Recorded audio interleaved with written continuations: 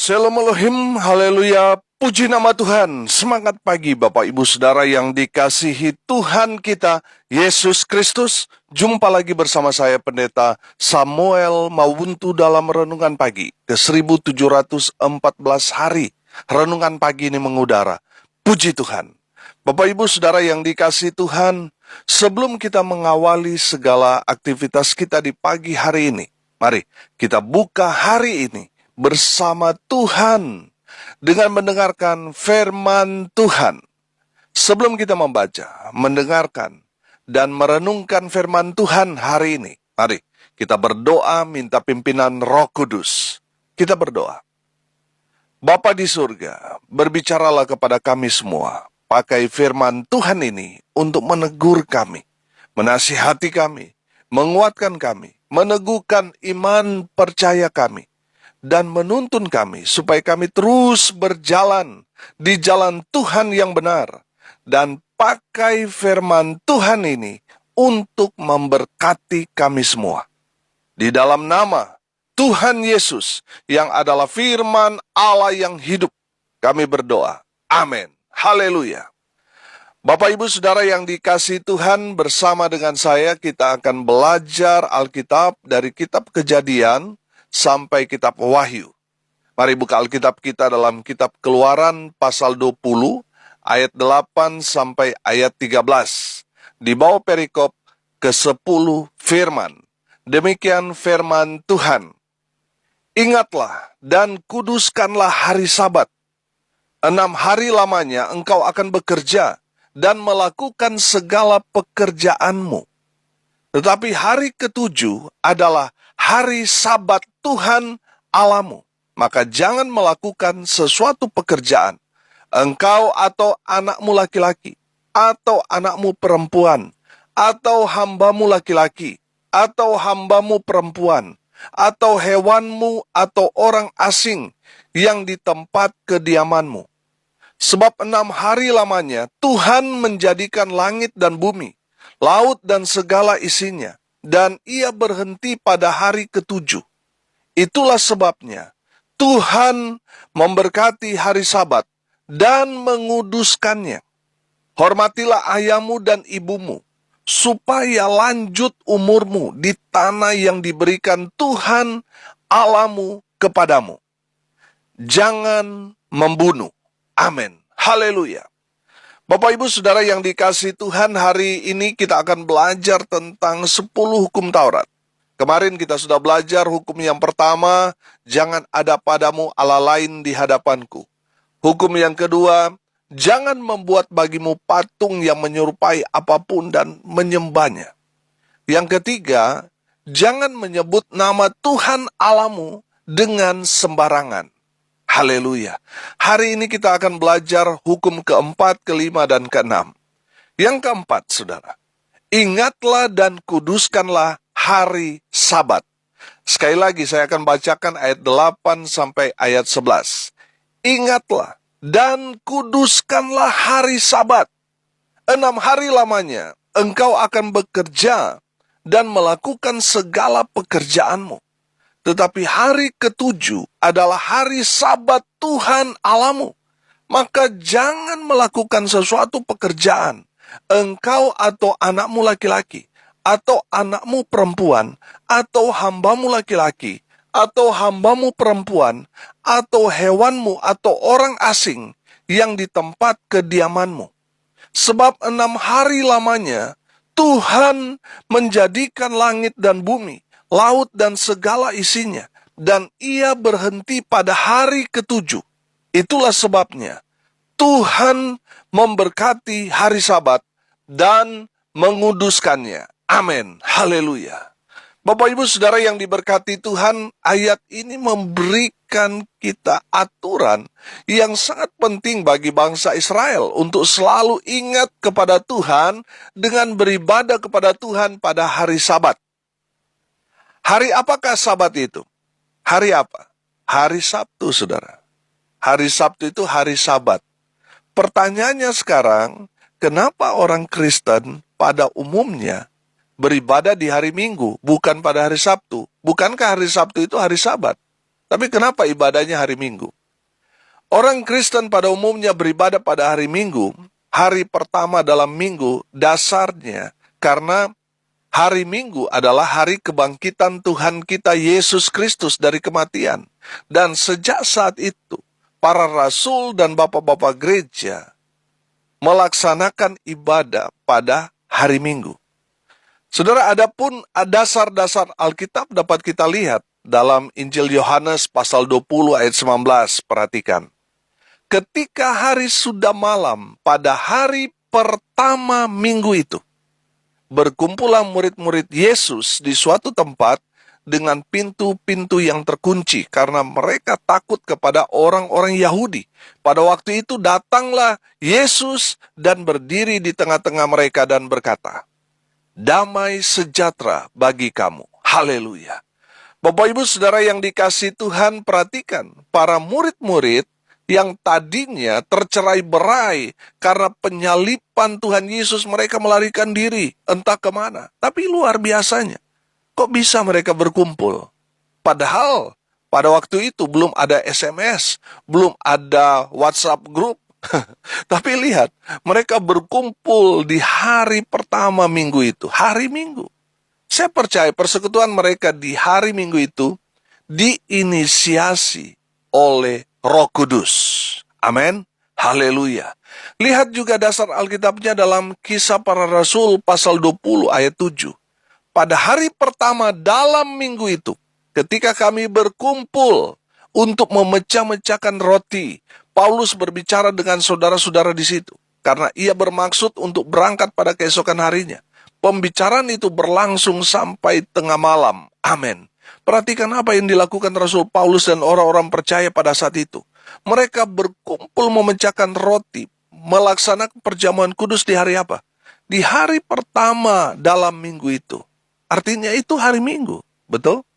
Jadi masalah hari untuk kita beribadah sebenarnya tidak ada masalah. Karena semua hari adalah hari Tuhan. Amin. Dalam Matius 12 ayat 8, firman Tuhan berkata, "Karena anak manusia adalah Tuhan atas hari Sabat." Haleluya. Perhatikan konteks firman Tuhan ini. Tuhan Yesus sedang lapar. Karena lapar, Tuhan Yesus bersama dengan murid-muridnya berjalan-jalan di ladang gandum. Dan murid-murid Tuhan Yesus memetik bulir gandum dan memakannya. Rupanya orang Farisi melihat Tuhan Yesus dan murid-muridnya melanggar hukum Sabat karena beraktivitas di hari Sabat. Orang Farisi itu sifatnya hanya mencari-cari kesalahan Tuhan Yesus dan murid-muridnya. Seperti wasit sepak bola, saudara, yang hanya mencari-cari kesalahan pemain. Ketika ditemukan kesalahan, dia tiup fluid. Betul? Tapi ketika pemain melakukan hal yang benar, pertanyaannya sekarang, kenapa wasit itu tidak meniup fluidnya? Jangan sampai saudara sama seperti orang Farisi yang hanya mencari-cari kesalahan orang. Oh, orang Kristen itu tidak melakukan firman Tuhan karena tidak beribadah di hari Sabat. Dalam firman Tuhan ini, Matius 12 ayat 8, Tuhan Yesus menjawab, "Karena anak manusia adalah Tuhan atas hari Sabat." Haleluya. Bapak Ibu Saudara yang dikasihi Tuhan, semua hari itu sama. Harinya Tuhan. Amin. Roma 14 ayat 5 dan ayat 6. Yang seorang menganggap hari yang satu lebih penting daripada hari yang lain. Tetapi yang lain menganggap semua hari sama saja. Hendaklah setiap orang benar-benar yakin dalam hatinya sendiri. Siapa yang berpegang pada suatu hari yang tertentu, entah itu saudara mau pegang hari Sabat atau hari Minggu, ia melakukannya untuk Tuhan. Dan siapa makan, ia melakukannya untuk Tuhan. Sebab ia mengucap syukur kepada Allah. Dan siapa tidak makan, ia melakukannya untuk Tuhan. Dan ia juga mengucap syukur kepada Allah. Amin. Haleluya. Jadi saudara, semua hari sama. Harinya Tuhan. Amin. Intinya di sini, kita harus menyediakan waktu spesial, waktu khusus untuk kita beribadah kepada Tuhan. Ingatlah dan kuduskanlah hari Sabat. Itu poinnya sebenarnya. Amin. Haleluya. Saudara yang dikasihi Tuhan, saya mau ceritakan asal-usul holiday. Di Inggris, konon, orang bekerja 1 minggu 7 hari, saudara, non-stop. Dan orang-orang Kristen pada saat itu protes ke pemerintah, supaya hari Minggu orang Kristen diizinkan libur, karena mereka harus pergi ke gereja untuk beribadah. Dan pemerintah Inggris menyambut baik usul kaum buruh pada saat itu, dan menekan perusahaan untuk meliburkan buruh atau karyawannya di hari Minggu, supaya buruh atau karyawan bisa beribadah. Disebutlah hari Minggu itu holiday atau hari suci. Di minggu-minggu pertama, bulan-bulan pertama, semua orang Inggris pergi ke gereja untuk beribadah. Tapi lama-kelamaan, orang Inggris tidak lagi pergi ke gereja, tetapi sudah pergi ke pantai, mall, shopping, saudara, nonton bioskop, dan lain sebagainya. Sehingga arti holiday di hari Minggu yang tadinya berarti hari suci, tapi lama-kelamaan arti holiday sudah berarti liburan. Bapak Ibu Saudara yang dikasihi Tuhan, mari lihat diri kita. Kita menilai hari Minggu itu, apakah itu holiday, hari suci untuk kita pergi beribadah, ataukah hari Minggu itu hari untuk kita liburan, tidur-tiduran, atau hari malas, atau kita pergi shopping dan lain sebagainya. Saudara mengartikan hari Minggu itu hari apa? Itu yang tahu saudara dengan Tuhan. Bapak Ibu Saudara yang dikasihi Tuhan, firman Tuhan ini mengingatkan kita, ingatlah dan kuduskanlah hari Sabat. Khususkan satu hari, hari Minggu atau hari Sabtu, untuk saudara pergi beribadah kepada Tuhan. Menjadi hari Sabat buat kita, untuk kita fokus beribadah kepada Tuhan. Haleluya. Yang kelima, hormatilah ayahmu dan ibumu. Perhatikan ayat 12. Hormatilah ayahmu dan ibumu supaya lanjut umurmu di tanah yang diberikan Tuhan Allahmu kepadamu. Amin. Haleluya. Bapak Ibu Saudara yang dikasihi Tuhan, dari kebenaran firman Tuhan ini kita dapat menangkap pesan yang luar biasa. Kita diperintahkan untuk menghormati ayah dan ibu kita. Saudara yang dikasihi Tuhan, yang terjadi belakangan ini sudah tidak ada lagi rasa hormat kepada orang tua. Saudara, sebagai umat Tuhan, kita harus melaksanakan apa yang Tuhan perintahkan kepada kita. Kalau saudara mau panjang umur, mau sehat, mau sukses, mau diberkati, yang harus saudara lakukan, hormatilah ayahmu dan ibumu. Kalau saudara tidak menghormati orang tua saudara, sudah pasti saudara tidak mungkin dapat menghormati Tuhan. Tuhan itu kan adalah gambaran Bapa kita yang kekal. Orang tua kita ini adalah orang tua biologis. Nah, kalau kita tidak dapat menghormati orang tua kita, sudah pasti kita tidak dapat menghormati Bapa kita yang kudus itu, yang kekal.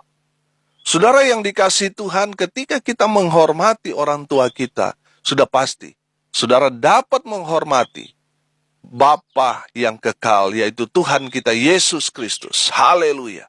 Bapak Ibu Saudara yang dikasihi Tuhan, hormatilah ayahmu dan ibumu, supaya saudara panjang umur, lanjut umurmu, sehat dan diberkati. Haleluya.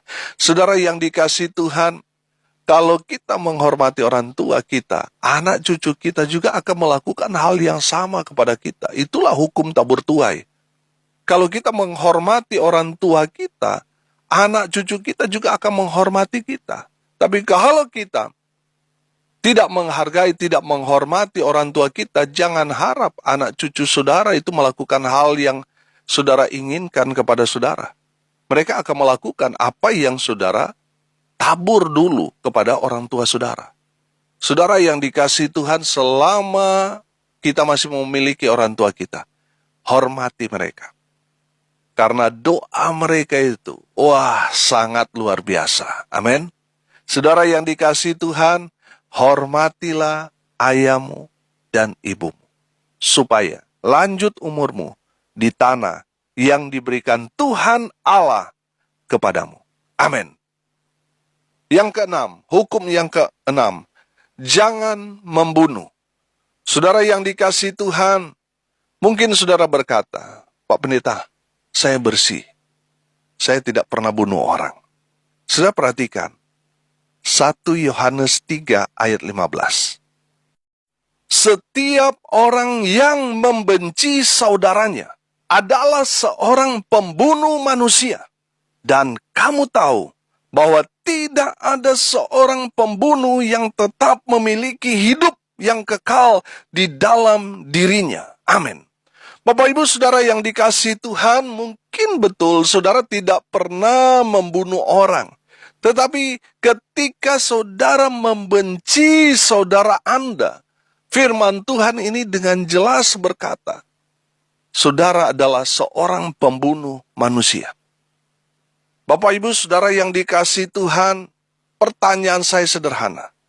Ada berapa orang yang ada di dalam hati saudara? Saudara kesal dengan orang itu. Saudara membenci dengan orang itu. Sehingga saudara ada dendam, ada sakit hati, ada kemarahan di dalam hati saudara. Pokoknya saudara lihat orang itu ada kebencian yang luar biasa. Entah itu mungkin keluarga saudara sendiri, teman saudara, di komunitas saudara, di pelayanan saudara, di tempat saudara bekerja, ada orang-orang yang saudara benci. Pertanyaan saya, ada berapa banyak yang saudara benci dalam hati saudara? Coba saudara hitung sendiri. Mungkin ada yang bilang, oh cuma satu orang Pak Pendeta. Itu berarti saudara sudah membunuh satu orang itu.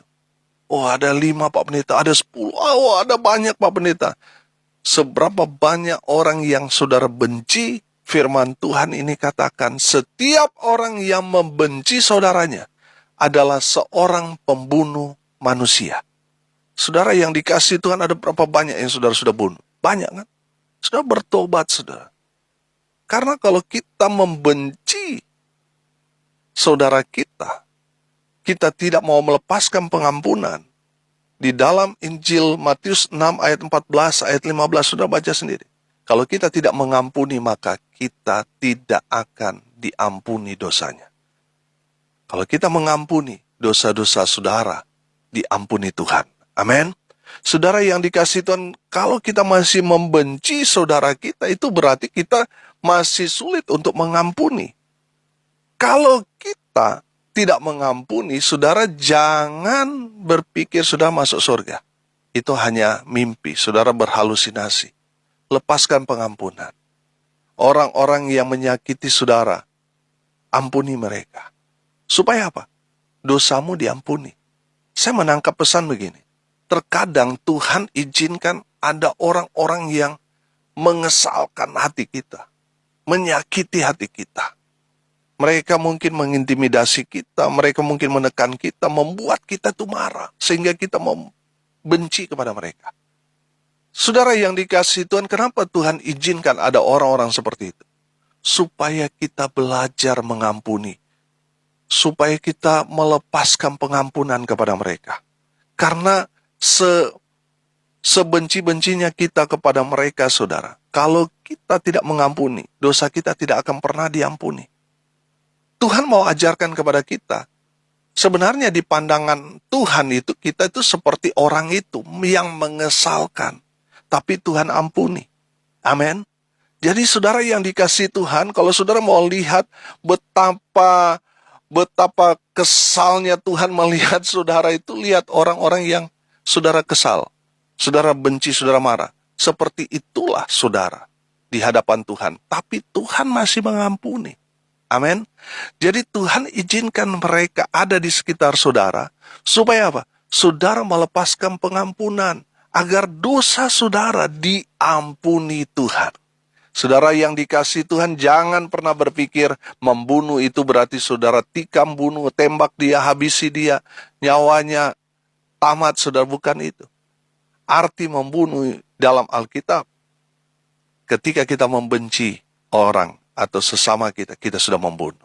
Saudara yang dikasihi Tuhan, bertobat, lepaskan pengampunan, supaya Tuhan pakai saudara, Tuhan berkati saudara.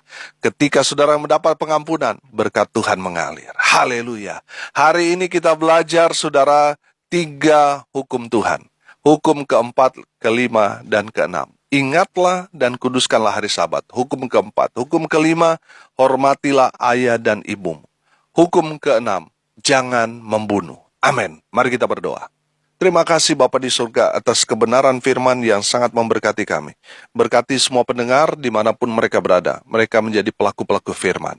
Tuhan memberkati hidup mereka, masa muda mereka, rumah tangga mereka diberkati, usaha pekerjaan mereka diberkati, dibuat beruntung dan berhasil dalam segala hal.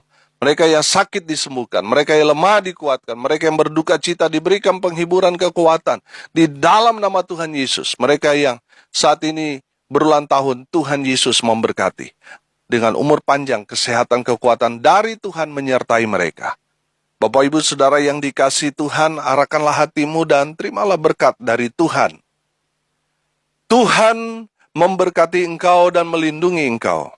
Tuhan menyinari engkau dengan wajah-Nya dan memberi engkau kasih karunia. Tuhan menghadapkan wajah-Nya kepadamu dan memberi engkau damai sejahtera. Di dalam nama Tuhan Yesus, sumber segala berkat. Bapak Ibu Saudara yang percaya diberkati Tuhan, katakan amin. Puji Tuhan. Salam kasih dari Bali. Saya Pendeta Samuel Mautu. Sampai jumpa besok pagi. Tuhan Yesus memberkati kita semua. Haleluya.